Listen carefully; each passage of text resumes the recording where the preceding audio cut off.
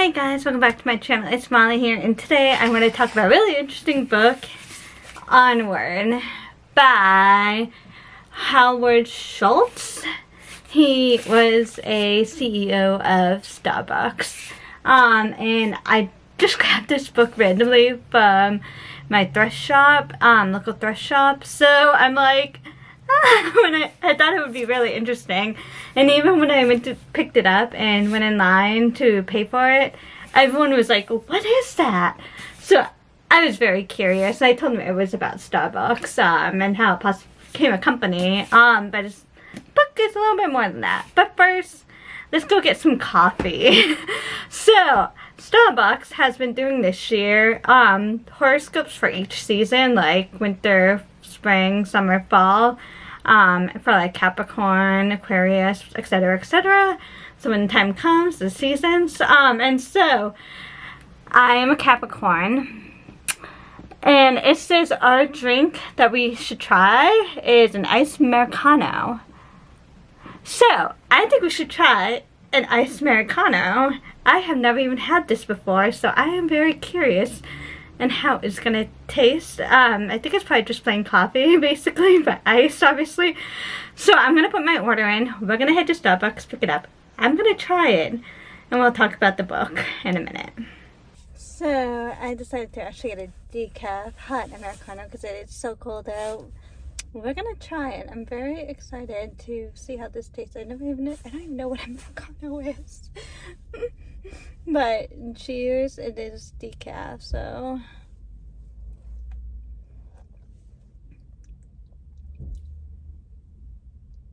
And okay, it's definitely coffee, but it has like a weird aftertaste. I actually prefer their drinks with like the syrup, like pumpkin spice, and peppermint mocha is my favorite, which I probably should have went with peppermint mocha.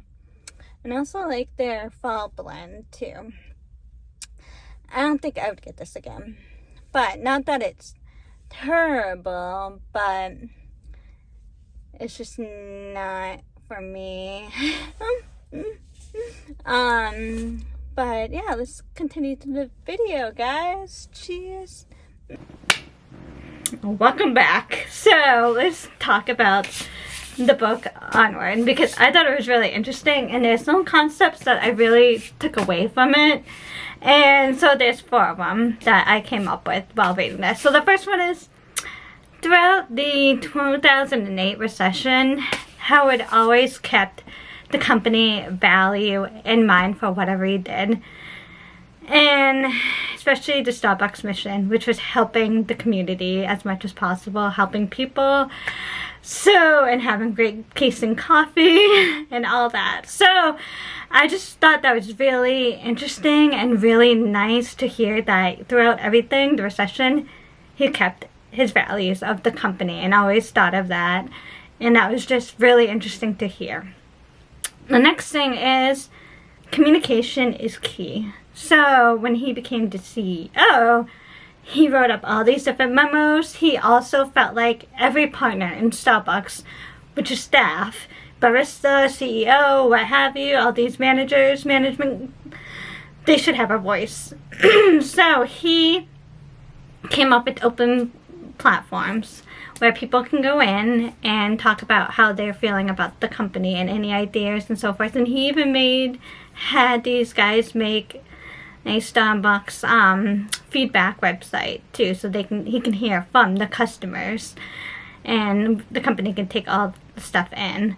So it was just really interesting that, yes, communication is key. It definitely is. Even I see that in my daily life. Next one is, build your team and trust them.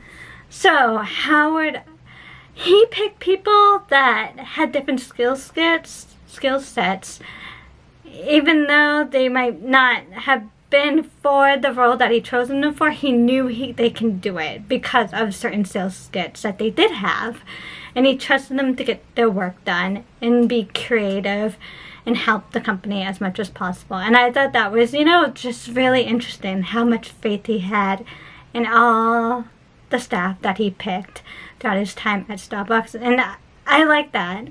I feel like if you're going to hire someone, you need to be able to trust them to get their work done and do their job. And two, you might hire someone, they might have some of the qualifications and they may not, but as long as they're learning the rules as well, I feel like that is definitely a step. So I just thought that was really interesting. And next thing is, he always wants to be creative and think outside the box. So he always said some concepts might come up and him and his team will investigate the concept, you know, like, be like, oh, this might be a good idea, this might not be, especially like via the instant coffee. He wanted to make an instant coffee, but it kept going wrong. Eventually he had a team that was called Stardust, and they came up with the perfect instant coffee, even though people are like, Starbucks should not be doing instant coffee, it's nasty, blah blah blah blah blah. He said, no, we are doing it. It tastes amazing. You wouldn't even know the difference. And it was just so surprising to hear that. But there were some, too, that just did not work. Different concepts that did not work. And so he had to scratch them. It was just really interesting to hear how all these different concepts were coming about, too. The one that I remember hearing that was not going to work was thinking of advertising for World of Warcraft. Because one of his guys was really interested in World of Warcraft, and they're trying to get more people to come in, so they're like, oh, you know, the male base, blah blah blah blah, might pick up some more coffee, blah blah blah. And they investigated the idea and went to Blizzard's company that made World of Warcraft, but they're like, no, thank you for, you know, letting us come and talk to you guys, but this is not going to work out. It doesn't make sense to keep going with this. So that was really interesting here. And there are days when there's videos that I make and I just scratch them and I have to tell myself it's okay to delete anything, but just keep being creative and having fun as you go.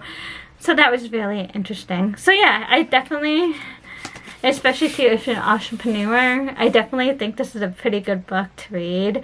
It's old, but it talks about the 2008 recession and, you know, how to keep your values, how to come up with ideas and be creative, keep going. All that is in here. This is definitely a keep on my shelf. And I thought it was really good to read. I gave it a 3 stars out of 5 on Goodreads. But honestly, it's probably a 3.5. Because I can't give a point. Because I just thought this was really interesting and really a good read. So, definitely highly suggest this. Because I wasn't even sure what to expect.